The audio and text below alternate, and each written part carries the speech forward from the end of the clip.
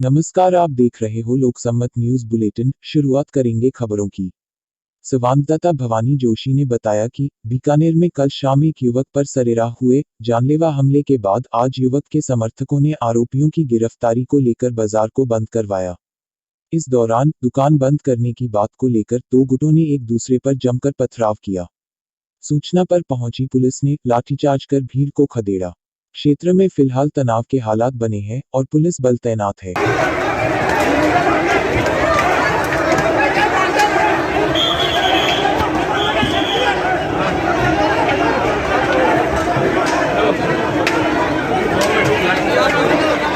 मकान के पोजीशन को लेके दो पक्षों में जो एक झगड़ा है उसको एक सांप्रदायिक रूप देने की जो एक कोशिश की जा रही है, सर्वप्रथम तो मैं इसके बारे में कमेंट करना चाहूँगा कि ये हम किसी भी सूरत में कस्बे का, ज़िले का, डिस्ट्रिक्ट का माहौल ख़राब नहीं होने देंगे। उसके लिए हर सूरत में हर संभव प्रयास किए जा रहे हैं। आज जैसे आपने देखा भी होगा, डिप्लॉयमेंट है सभी पॉकेट्स में, जितने भी बाज़ार हैं सब जगह। जो कुछ हुड़दंग जो इस तरह का करने का प्रयास कर रहे थे उनको डिटेन भी किया गया है और उस पर अभी आगे कार्रवाई की जाएगी। इसके अलावा जो कल की जो घटना हुई है उसमें चूंकि पुलिस को ये डाइवर्ट करने वाली बात हो जाती है कि पुलिस अपना काम कर रही है, उसमें पूरे प्रयास चल रहे हैं, हमारी टीमें लगी हुई हैं, लेकिन अगर साथ में ही पैरेलल इस तरह का अगर कोई लॉ एंड ऑर्डर होता है तो निश्चित ही पुलिस के जो है कार्यशैली पे भी अगर हमें इतना एफिशिएंसी कम हो ही जाती है, समय डाइवर्ट होता है, रिसोर्स डाइवर्ट होते हैं, तो मैं आपके माध्यम से सभी से अपील करना चाहूँगा कि पुलिस को अपना काम करना दें। निश्चित ही जिनने कल को जो घटना हुई उसमें जो बदमाशी की है, बड़ी घटना है,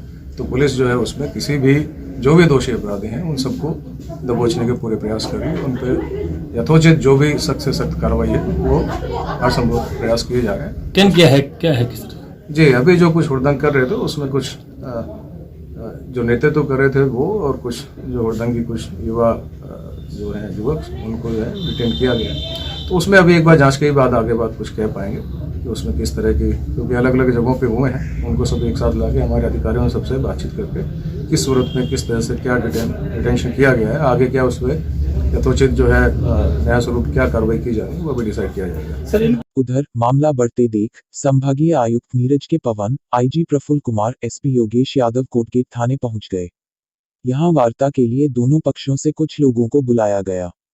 बाद में युवक के समर्थकों ने कलेक्ट्रेट पहुंचकर प्रदर्शन किया और एसपी को आरोपियों की गिरफ्तारी की मांग का ज्ञापन सौंपा।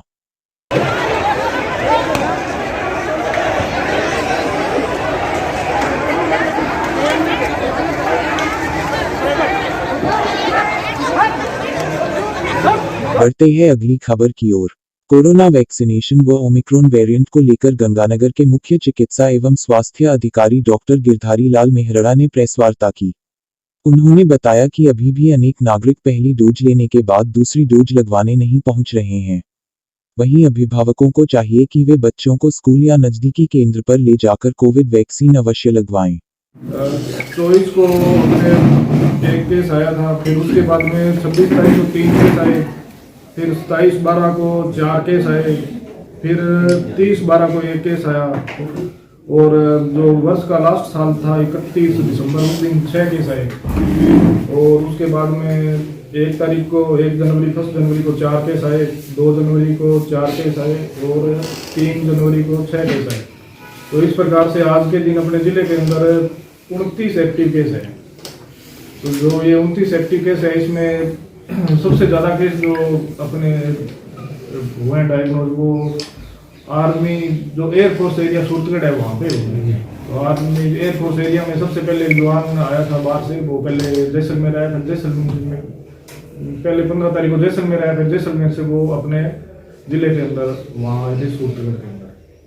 तो सबसे पहले वो आए, फिर उनके कांटेक्ट लगातार हमने जो कांटेक्ट ट्रेसिंग की तो उसमें लगातार साथी पॉजिटिव मिले हैं, और आज के दिन वहाँ पे 12 जो जवान है वो कोविड पॉजिटिव हो चुके हैं। बाकी मेरी डॉक्टर वहाँ पे वासुदेव पोस्टेड, उनसे लगातार वो ब्लॉक सीएमएचओ से बात होती है, सारे स्वस्थ हैं, कोई ऐसा इशू नहीं है, जल्दी सारे जवान उम्मीद करते हैं 2-4 दिन में स्वस्थ हो। और इसके बाद में एक केस अपना साबुर से आया था, पहला डबवाली से कोई वहाँ से आए थे, वो डबवाली में पॉजिटिव हो गए। उसके बाद में उनके परिवार वालों की विभाग ने कॉन्टैक्ट ट्रेसिंग की, आस पड़ोस की कॉन्टैक्ट ट्रेसिंग की, तो वहाँ पे 7 लोग आज के दिन पॉजिटिव है साबुर शहर के। बढ़ते हैं अगली खबर की ओर। श्रीगंगानगर में श्री अरोरवंश सनातन धर्म मंदिर ट्रस्ट को वर्तमान कार्यकारिणी के संस्था के संविधान में किए गए बदलाव के विरोध में समाज के लोगों का धरना दूसरे दिन भी जारी रहा। आज धरने पर वीरेंद्र राजपाल, राजेंद्र छाबड़ा सहित अनेक लोग शामिल रहे। उनके साथ मुकेश कालावधवा, सत्री नागपाल आदि धरने में शामिल हुए। भाई साहब, जो इन्होंने ये काले कानून बनाए हैं, ना तो इन्होंने कोई मीटिंग की, ना इन्होंने किसी अखबार में देके ये बताया कि 3 अक्टूबर को हम मीटिंग कर रहे हैं। अगर ये कार्यकारिणी के 31 सदस्य अपने बच्चों की कसम खा के कह दें कि हमने सबको बुला के ये संविधान पास किया है, तो हम आज ही धरना उठा लेंगे और इनके साथ रहेंगे। अगर ये अपने बच्चों की कसम खा के कहें, सब 31 के 31 बंदे, कि हमने सबको बुला के अखबार में ये मैसेज दिया है कि आम सभा बुला के हम ये संविधान पास कर रहे हैं, नहीं तो इन लोगों को शर्म आनी चाहिए, डूब के मर जाना चाहिए कि जो ये लोग झूठा बयान दे रहे हैं कि हमने ये संविधान समाज के लिए बनाया है। जब समाज का एक विधानसभा का आदमी चुनाव लड़ रहा था, उस टाइम ये समाज के लोग कहाँ थे? इन्होंने समाज का 2 आदमियों ने ठेका ले लिया क्या कि जो हम ये कर रहे हैं वो सही है? बढ़ेंगे आगे। गंगानगर विधायक राजकुमार गौड़ ने आज प्रशासन गांवों के संग अभियान के दौरान 5 गांव में आयोजित शिविर में पट्टे वितरण किए तो वही स्कूली छात्राओं में साइकिलें भी वितरित की। उन्होंने कहा कि प्रदेश के मुख्यमंत्री की मंशा के अनुरूप हर नागरिक के पास आवासीय पट्टा हो, जिससे वे अपनी इच्छा के अनुरूप ऋण इत्यादि ले सके। शिविर में नागरिकों को आवासीय पट्टे देने के साथ साथ 39 स्कूली छात्राओं को साइकिलें भी वितरित की गई। खाता विभाजन के 13 प्रकरणों का निस्तारण करते हुए दिव्यांगों के लिए राजस्थान रोडवेज परिवहन निगम की बस सेवा के पास भी बनाए गए। उन्होंने कहा कि स्कूली शिक्षा को बढ़ावा देने के लिए ही सरकार की ओर से महात्मा गांधी अंग्रेजी माध्यम के विद्यालयों का संचालन किया जा रहा है। इन विद्यालयों के माध्यम से विद्यार्थियों को अंग्रेजी माध्यम के विद्यालयों के समान शैक्षणिक माहौल उपलब्ध करवाया जा रहा है। बढ़ते हैं अगली खबर की ओर। हनुमानगढ़ के नेहरू मेमोरियल राजकीय महाविद्यालय में मल्टीमीडिया प्रदर्शनी 2022 का उद्घाटन किया गया। आपको बता दें कि भारत सरकार द्वारा संचालित नया भारत संकल्पित भारत सशक्त भारत के अंतर्गत आयोजित प्रदर्शनी में नई राष्ट्रीय शिक्षा नीति, किसान सम्मान निधि, बेटी बचाओ बेटी पढ़ाओ, स्वच्छ भारत मिशन, फिट इंडिया जैसी अनेक जनकल्याणकारी योजनाओं के बारे आमजन को विस्तार से बताया जा रहा है। आजादी के 75वें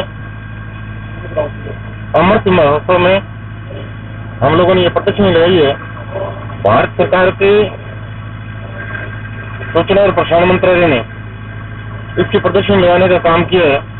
केंद्र सरकार की 24 ऐसी योजनाएं जो गांव के गरीब तक, गांव के अंतिम छोर तक पहुंचाने का सभी विभागों को जिम्मा सौंपा है, उसकी इस प्रदर्शनी लगाने का काम किया है। इस प्रदर्शनी में बहुत कुछ देखने को मिलेगा। देश के प्रधानमंत्री जी ने किसानों के लिए, व्यापारियों के लिए या फिर बेरोजगारों के लिए, महिलाओं के लिए और किस किस के लिए क्या किया है, सारी की सारी प्रदर्शनी हम लोग लगाई और 3 दिन तक ये प्रदर्शनी यहाँ पे हम लोग चलाएंगे ताकि सब लोगों को इसका लाभ मिल सके। सर, जिस तरह की सरकारी योजनाएं अक्सर लोगों के ग्रामीण क्षेत्रों में अगर बात करें तो पूरी योजनाओं की जानकारी नहीं होती है।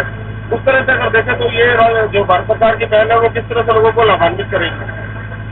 ये हमने पहल की है, शुरुआत की है और गांव के ग्राम पंचायत मुख्यालय तक सारी की सारी योजनाओं को हम लोग लेके जाएंगे। केंद्र सरकार की 24 योजनाएं हैं, जिस योजनाओं को गांव तक पहुंचाने का हम लोग काम करेंगे। भारत सरकार का सूचना और प्रसारण मंत्रालय इसके लिए काम कर रहा है और हमारे जिले के सभी अधिकारी इसके लिए काम पे लगेंगे ताकि इस योजना का लाभ गांव के अंतिम छोर पर पहुंच सके।